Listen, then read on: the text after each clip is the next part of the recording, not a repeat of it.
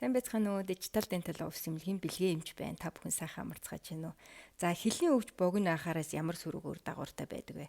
Хилний өвчин татаад, угаас нь үзүүрээс нь хилийг татснаар хил тагнаандаа наалдаж амьсгалын замаас илүү чөлөөтэй байх буюу тагнаандаа наалдаж урагшаа хоншоор руу байрлах. Нөгөөтэйгөр хоншоор ирүүний хөгжлийг дэмжиж өгөх хилний хөдөлгөөн бол хангалттай сайн хүчтэй явагдаж чадахгүйгээр бидний хоншоор ирүү зүв байршилд очих нүүрний төрх зүв болох хөөрхөн төрхөнд орох гэдэг юм уу. Шүдний игний гажиггүй яг гоё сайхан тэгш шүдний игнэтэй шүдний игнэндээ байгаа тийм бүтцийг бий болгоход оролцдог хилний маань үйл ажиллагаа үйл зүйн хязгаарлагдмал болдог гэсэн үг. Тэгэхээр хилний өвчийг шууд уртасгах ч юм уу мэс ажилбар шийдэх тийм мэс ажилбар хийж болдгоо гэвэл бас зарим тохиолдолд болдгоо байгаа.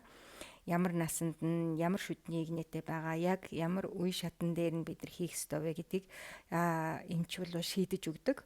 За тэрнүүтэй холбоотой юм гэхээр хэрвээ жишээ нь шүдний игнээг сайн тэлж чадаагүй, шүдний игнэндээ шүдэн гажигтай бөөгнөрөлтөй, дээрэс нь хил энэ амныхаа ёроолд байдаг, залгиурын арын хэсэгт байдаг, байрладаг байх юм бол амьсгалын дээдсийг шахдаг, хил амныхаа ёроолд байдаг тийм хилний байршилтай болдог байгаа.